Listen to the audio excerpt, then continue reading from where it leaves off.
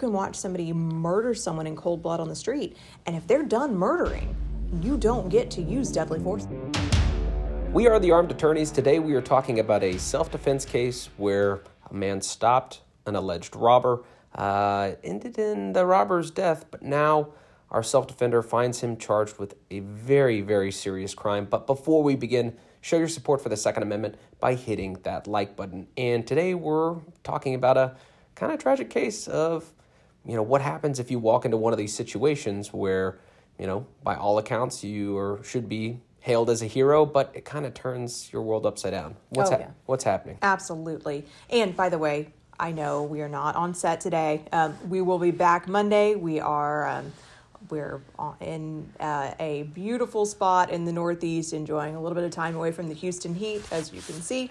But yes, so what we've got is actually a case out of our great state of Texas, in which a good Samaritan stepped in. He saw a robbery in progress. 47-year-old Kevin Jackson Sr. is facing a murder charge after Dallas police say he shot and killed a suspected shoplifter who was fighting two women working inside Family Dollar's Lancaster Road location in Oak Cliff. The store employees who were the victims of this robbery were two women, and he stepped in. He was a legal carrier, right? Yep. He was carrying his gun lawfully in the state of Texas.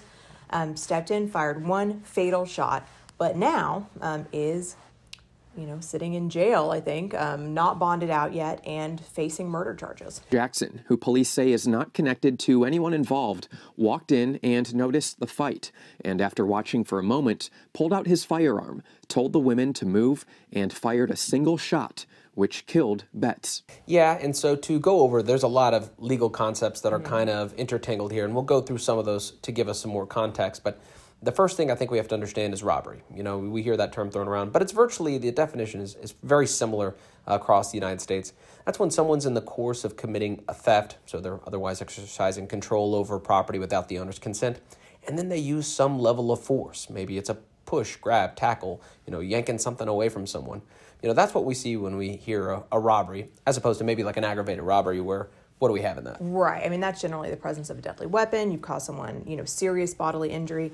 When you think robbery, think stealing something from a person, number one. Number two, in a way that's not just a pickpocket, right? You're generally, it's different in every state, but you're thinking about things like, causing someone bodily injury or placing them in fear that you're going to cause them serious bodily injury, things of that nature. Yeah, and I think an important thing to point out, too, is it's not just a property crime, because we have those kind of general guiding principles in self-defense. Hey, the law doesn't generally like it when you use force or deadly force in defense of property alone. Juries don't like that either. But this is not just a property crime. Correct. It's a hybrid, yep. Right? I mean, it's a threat to person, but also a threat to property, all rolled up into one. Yeah. So we see also, and this can be applied to virtually every other state as well, is some general guiding principles when it comes to what would be considered justified self-defense. Now, the three key components that show up over and over and over again are imminence. Sometimes we hear that called immediately necessary, or, it might be called something different in your state. The kind of proportionality element, what level of force are you responding with? Would force be justified? Would deadly force be justified? And so we have to look at that part of the law. And the third part that comes up is reasonableness. What would an ordinary and prudent person in your same shoes, what would they do in this situation? Right. And you hate to pick apart the good Samaritan self-defender who steps in, because Lord knows, if I'm ever the victim and I can't defend myself, I want that person to step in and help me. And so You hate to pick it apart, but at the same time, just reading what we know about this case thus far, I don't really see strong arguments for those three elements, right? So I think let's take imminence first. Yeah, good one. So in this case, this is coming from the Dallas police chief's mouth, I think. So it may be skewed. Yeah, it may be skewed just a little bit. But, the argument I think the state is going to make is that the robbery had ended and that this was, some kind of action after the robbery was taking place, therefore no longer immediately necessary. Right. And bear in mind, this is true throughout, I think all of the country, or at least the vast majority of the country. Once the criminal act is ceased, you do not get to use self-defense or defense of others or defense of property. And that goes even if the criminal act was really, really egregious, right? Yeah. You can watch somebody murder someone in cold blood on the street, and if they're done murdering, you don't get to use deadly force anymore. Yeah, weapon on the ground, slowly sauntering away, no indication that they're, we'd have to pull out some outrageous facts because somebody killed somebody. Right. Very, still could be possibly dangerous, but But clearly. in the hypothetical. In the right. hypothetical, exactly right. So, and in this case, he didn't, the alleged robber didn't have a weapon. Correct. And it appears that our good guy was able to get the women safely away from the robber before he actually pulled the trigger and fired that fatal shot. Yeah, the next part that comes up is the amount of force that, this is a good self-defense principle no matter what situation you're in, using the least amount of force necessary to stop the threat, and we see that tie in with proportionality. Now, in this case, and in Texas, some states have laws like this, it would justify a use of deadly force in response to a robbery, but just as a practical matter, what do you think about that? As a practical matter, you still, even if deadly force is quote unquote on the table, violating these principles will get you charged. And, sometimes, depending really on the strength of your jury charge, may or may not get you convicted. So, yes, the least amount of force, and again, this is tough. And I know that y'all are out there saying, well, these are split-second decisions and human beings don't make them properly, and we can't sit and pick apart, the worst milliseconds of someone's life like this. And I absolutely agree with you. It's totally unfair to do this. However, it's what the police do, it's what the prosecutors do, it's what the judicial system does, and most importantly, it's what your jury is going to do, which is why the analysis is important. And then the last part is, and I goes perfectly to your point with what the jury is going to do, is this reasonableness element. What do we see juries doing with that? Just putting themselves in their shoes. Exactly. Now, that's not what the law says they're supposed to do in determining what a reasonable person, normally you're given a definition, it's an ordinary and prudent man, so on and so forth.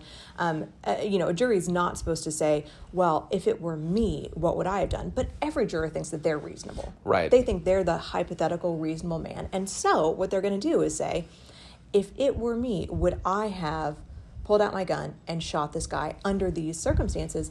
And anytime you have that, anytime you were asking 12 people to make that analysis and it is not human life imminently in danger, it's just a coin flip, unfortunately. And when we say it is, what would I do? We're saying, what would big city dweller in Dallas do? Because that's the jury pool and what he's going to have in this case too. So that does make it tough. Where you are when you act in self-defense does matter. Now, we get this question all the time with folks saying, hey, clearly, and I do think, there's very good arguments on both sides of this case from what we know so far. But, why is this guy even charged with a crime? And I think that's a kind of a good point that we've talked on it before, and we should bring it up as often as we can, because self-defense is so different than other crimes where you're saying, I didn't do it, or you got the wrong guy, or, depending on what it is, because self-defense is a plea and abatement. Right. And, I think there's maybe very, very few states that would have a bar to arrest for self-defense. So really it is, hey guys, I did it, but I did it because, and generally the evidence that's going to come out that it will prove your affirmative defense, there are more and more police officers, prosecutors who say, that's evidence that comes out in court in front of a jury. I don't want to dirty my hands with that decision. And so they are going to arrest you, charge you, and put you through the process to prove it, which, again, when we talk about juries being coin flips, is terrifying. Yeah, and I'll say one thing that he may have going for him is that Texas has legal presumptions of reasonableness. Now, do we think he gets those? No, and many states don't have this. So if you live particularly a lot of southern states, frankly, you might get a thumb on the scale for your self-defense jury charge that says, listen, if you find this circumstance to be true, if you find there was a robbery in progress, you must presume Richard's actions reasonable when he used deadly force. That's great.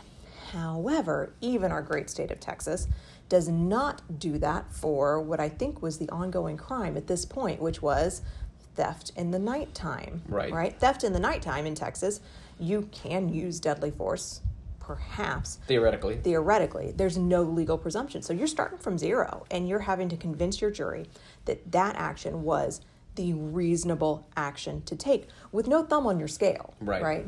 But we have to watch the details of this case. So far, well, we've only heard one side of the story from law enforcement, so there's more to it. But we hope you enjoy this discussion. If you did, consider subscribing, hitting the like button, and help us fight the anti-2A algorithm. by sharing this video. And please question and comment below. We'll see you back in studio on Monday. Until next time, where the arm returns.